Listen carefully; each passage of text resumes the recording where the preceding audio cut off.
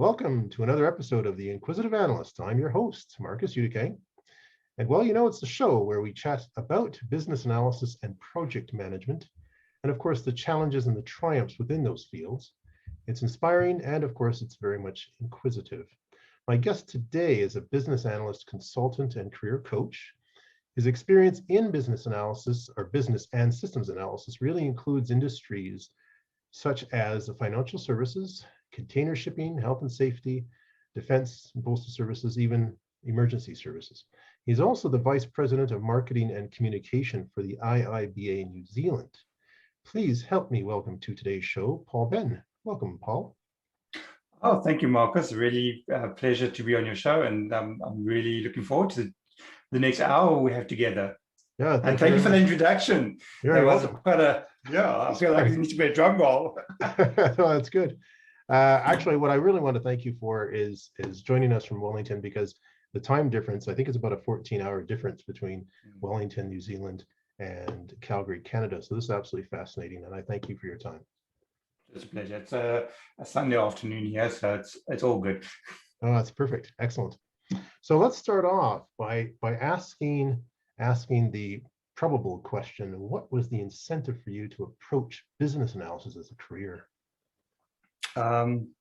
It's funny because I'm not sure it started off with any incentive. Like we were chatting earlier, you fell into it, I fell into it. I was working in a non-BA role, if you can call it that. And I had just finished a project that I'd volunteered for. And my manager came to me and said to me, I think you're in the wrong career. I'm thinking I'm going to get sacked and get a little pink slip and told to leave the office. She said, no. I actually want to send you for to an industrial psychologist. And anyway, long story short, he said, like, business analyst, I think is the role for you. And that's kind of where it kind of happened. And then I moved into the role. Because I had already done business analysis part of that volunteering work I'd done within the organization, not actually realizing that I was actually doing the role of a BA. And I think that's where the incentive, if you can call it, started, because soon as I got into the role and I started doing business analysis from a conscious point of view, it's my interest peaked, and I then studied, and it's been kind of a lifelong journey of learning, studying, doing courses all the time, because I'm just like so in with this, developing my competency as a BA, and also passing that on to junior BAs. Yeah. So yeah, that's absolutely amazing. Many of us tend to slip in it, just like you said. At least back in the day. Now these days, many people come out certified, or they go to do a bachelor's degree in business analysis or something to that degree. So looking back at your history, you have some history in South Africa. Maybe you can tell us a bit of the differences between business analysis, which is practiced in South Africa, versus New Zealand. I think that if I had to put my finger on one particular thing, and this is not just my opinion, I've had a few chats on this very topic with local BAs and other board directors of the IIBA here, and that is the maturity of the practice. In New Zealand, it's very much still an infancy in its infancy stage, and there's no slight in New Zealand. That's just the way it is. In South Africa, the role is a lot more defined on what you're going to do in that role as a BA. You look in New Zealand as a BA. I'll end up doing a lot more than just BA work. I might be taking minutes in a meeting. I might actually be getting more involved in some administrative tasks in that. So the role hasn't quite got to the point of being defined. And you can see this quite when you go to different companies that have BAs, and you ask them, so define what a BA is to you, and you get this answer, and you realize that a lot of companies still see the BA as a document writer is what I should say. And so, I think the main difference is that South Africa is a lot further on in the maturity of that role. but I think it's been a lot more defined role in South Africa than it has been in New Zealand. It is changing. Yeah, it is changing. We're definitely seeing a lot more focused job specs coming out in that field. Oh, fascinating. And actually, talking about maturity, let's look at leadership just for a minute. And what do you think makes a good leader, first of all, one, and how can business analysts best position themselves for leadership roles so that they can better influence decisions? I think the answer lies actually in the question, in that it's influence. So for me, leadership is about being able to influence a group of people to move along a path to achieve a certain objective or vision or outcome that you want to do. It's not about saying to people, like a manager would probably say to you, we're going to do X and this is how we're going to do it. Whereas leaders say, I'm thinking about how what's the future look like, or what we're going to do. And that would kind of influence people to get to a point of defining what that vision looks like. And then also working out how they're going to get to it. And I think when you look at business analysis is pure influence, besides people. I mean, business analysis is about people. If you can't work with people, you're in the wrong career. But it's also about influence. We talk about change. We're in the business of change. And the whole point of a business analyst and our roles is to influence people as to why we need to change and how we're going to change it. And we don't do that on our own. We don't do that sitting and just coming up with a set of requirements and say, well, here's what I think, off you go. We engage with stakeholders. I like John Maxwell's 360-degree leadership model for leadership. Because if you look at the business analyst, I mean, it's very similar. We've got our stakeholders above us, we've got our stakeholders on either side of us, and we've got stakeholders below us.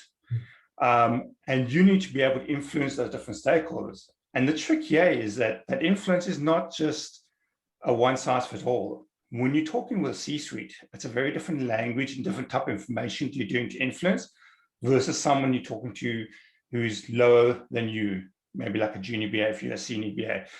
Very different kind of conversation that you're going to have. So for me, I think influence is such a big part of leadership, and is a big part of business analysis.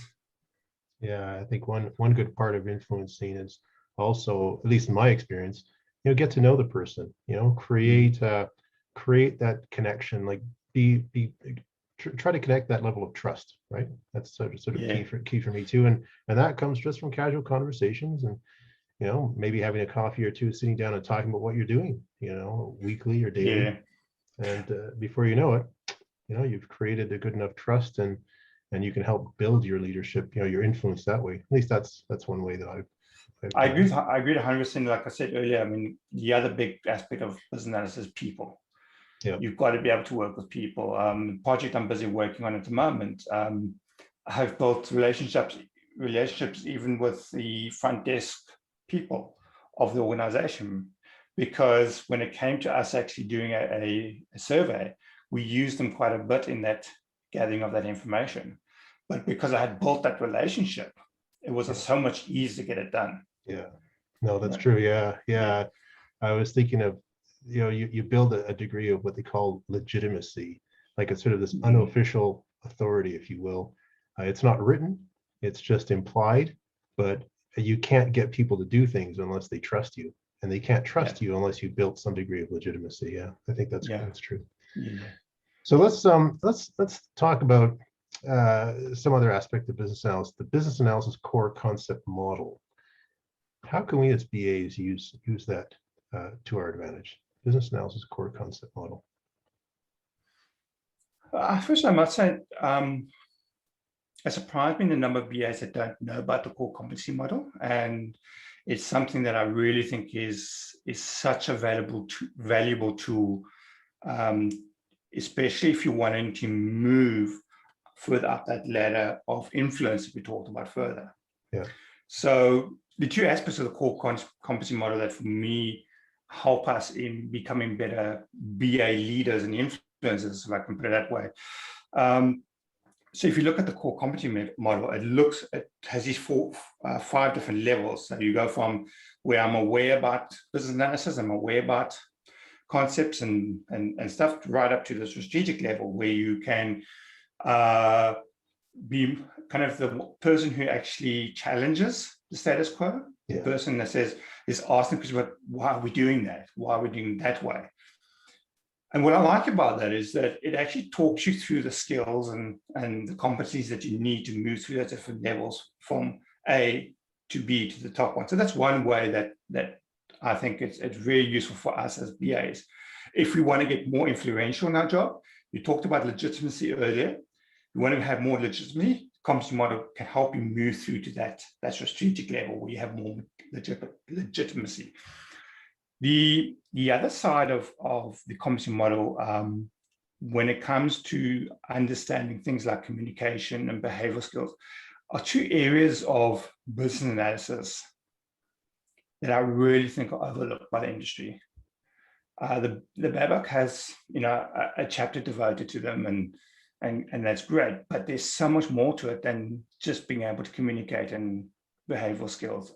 I talked earlier about BAs being people, and behind all of that is your behavior skills. Behind all of that is your communication skills, and it's materials that I really think that we are lacking in terms of our education, where we talk about communication in a BA context, talk about behavior skills in a BA context, and that's kind of something that I'm working on behind the scenes and developing some stuff around that.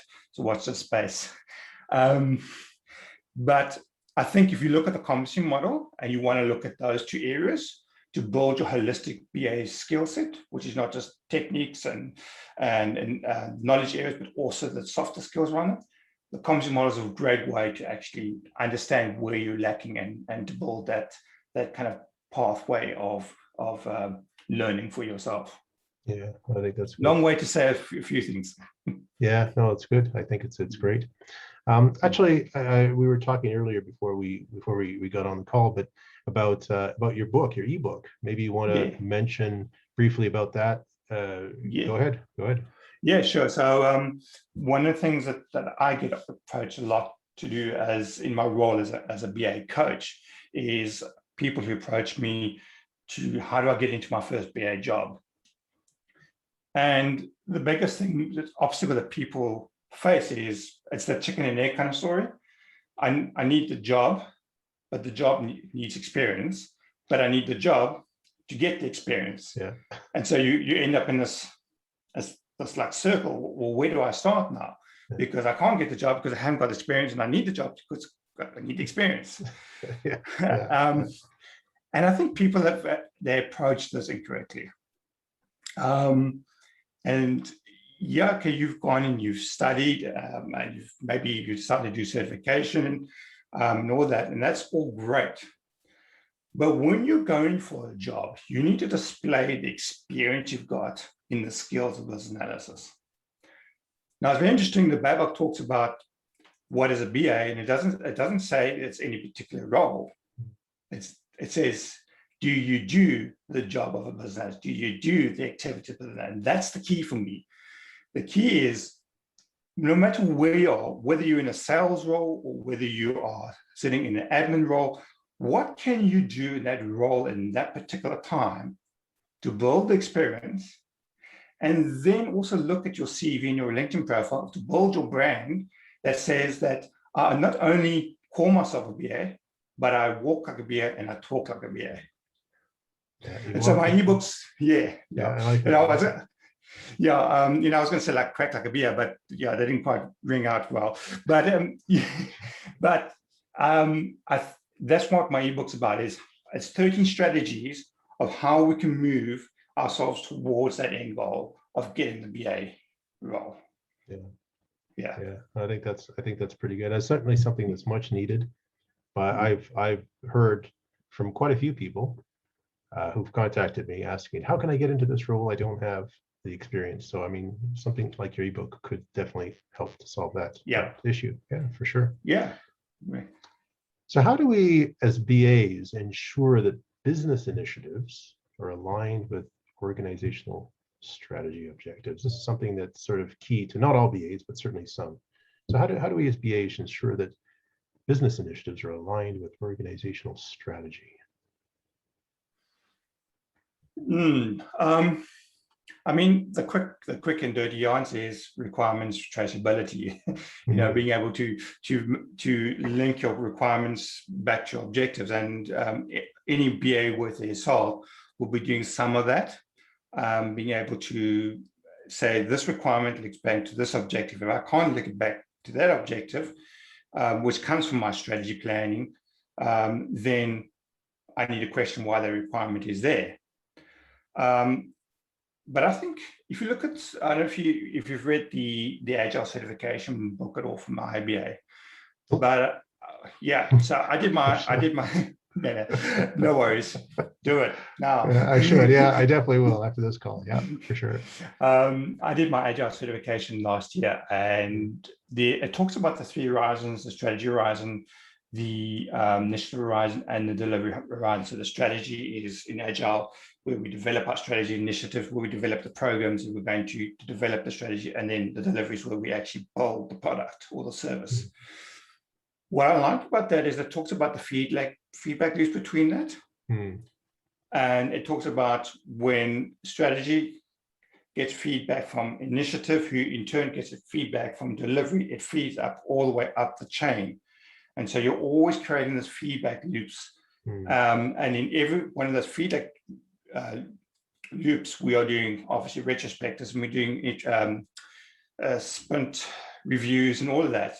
Right. What I like about that is it creates an accountability between that. And essentially, I think that's what requirements traceability aim is to do.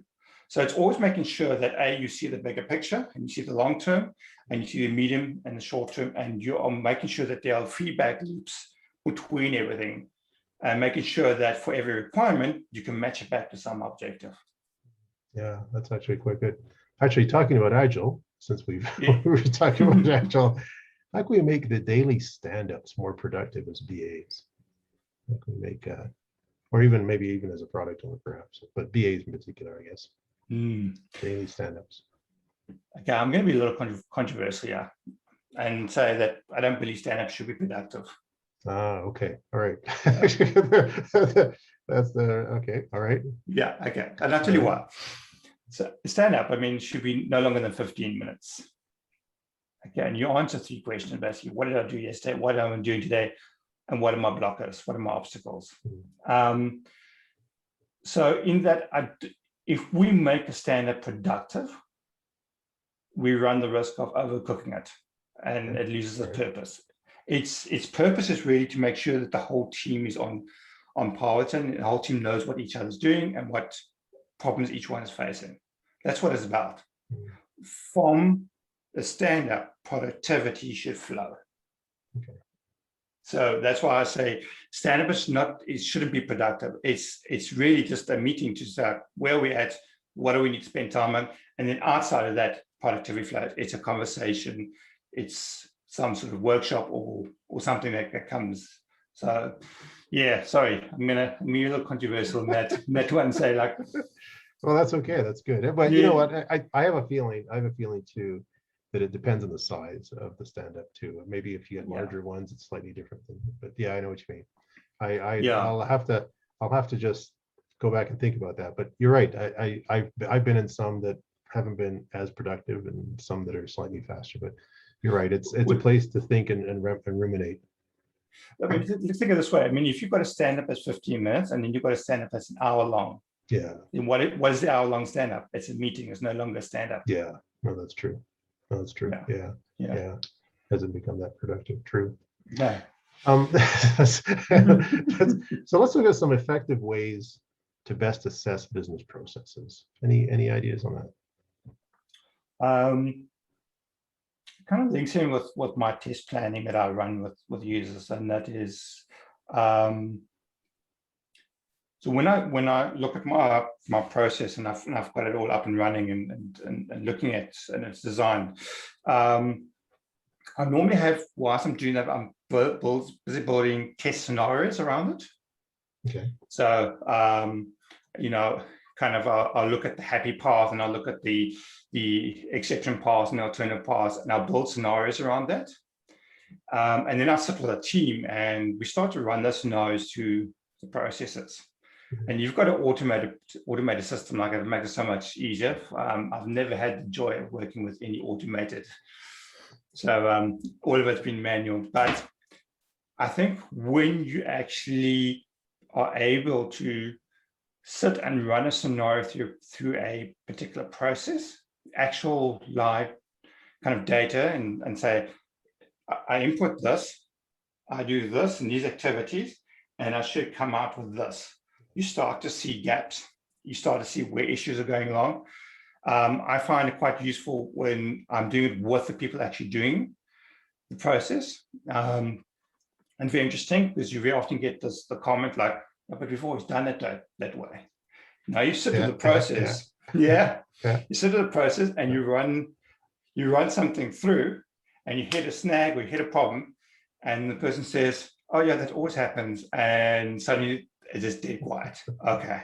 Yeah. And then you back up a bit and you start to investigate and talk through, okay, well, let's talk through why does it happen, whatever has happened. And then you can start to actually redesign your process. But it also, I'm a very big one on visualization. Yeah. And having conversations around visualization. And that's why for me, being able to sit there and we just walk through these processes. And I do like a whiteboard and almost like a customer journey map, and I just put the post along the top. And then I just write below and like the scenarios and what we're going through each thing and what we're expecting. And so we can visualize and see what's happening. Yeah, kind of like a visual thinking. Yeah, visual thinking. It helps you to see the big picture, I think, so much more easily too. Yeah, that's true. So we as BAs often need to build this future state. We talked about business processes might help us even see that future state. Sort of like a future state customer journey map. What's the best way to approach this task? Well, the first thing, you need to know where you are currently. You've got to have a current state. Interesting, I worked on a project where the customer said to me, no, don't do current state, just do future state. And I said, well, how are we going to understand what that future state looks like if we don't know where we are now? So it sounds quite simple and almost, what's the word I'm looking for? Obvious. Yeah, that's the word. But it's interesting how customers think when they're not in that sort of BA mind. And I think the next step after, once you've got that, because you would have hopefully done some sort of research around the emotions and around the expectations of your customers as you're unpacking that current state. And you would have done some sort of validation of any assumptions you've made. You've done some validation of those findings in that research phase. So you've almost got, when you're doing the current state, you've almost really got this future state starting to formulate in your mind because you've done all this research work. And then as you move across to your future state, is you start with that expectation. What is it that my customer has actually been saying to me? And give an example, when I was doing some customer search for a customer journey map about a year and a half ago, a lot of my customers would actually come up with the solutions. Well, it wasn't my customer, it was the client of my customer. They would come up with like, oh, it'd be so great if it did this, and then really in my mind, I thought, okay, just note it down. Yeah. And so once you got to your future state and you've got your expectation, then you can start to slot and say, okay, in order for me to satisfy the customer in this particular instance, at this particular step, what activities do I need to do, or my customer or the process or whatever it is needs to do in order to meet the expectation? And then look behind that, what are the supporting factors around that? So, instance, what are the systems? What are the current systems? Is there enhancement to a current system that needs to be put in there? My customer journey maps, again, talking earlier about visualization, I make them as graphic as possible. And so I'll have like icons in there that talk to the systems, with some notes, just brief notes about what the objective is. So we can quickly look at this system objective enhanced with new field or something like that, and then also looking at the people side. And this, I think, is where systems thinking comes in, because if you want to create that experience, It's not just about systems, it's about the people, it's about the processes, it's about everything around that, to have that holistic view. And you start to build a customer journey map around those very elements. Again, I mean,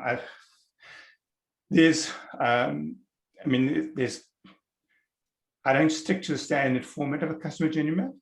I believe that you need to actually adapt it for the situation and the customer you're working through. It needs to make sense to them, not you, them. Yeah. That's the first one. Yeah. Yeah, no, that's true. Yeah, you're building for the customer, not for yourself. That's true. Yeah. Sure. Yeah. Well, I really thank you having joined myself and yourself on this call. It's been absolutely fascinating and quite insightful. So if anyone in the audience wants to get in touch with you, how can they do so? And actually also, if they want to get access to your ebook, how can they do that too? Okay, so you can join me, you can connect with me on LinkedIn. Just type in Paul Benn, the 2 N's, not like Big Ben. And you can go to my website. It's called altitudejourney.com. You can see at the top there. There we go. Oh, okay. Altitude Journey. Yeah. It's just altitudejourney.com. And you will see there's a menu item called specialized journeys. Under that is the BA journey, and you will see a link there into where you can go to the page to get the ebook.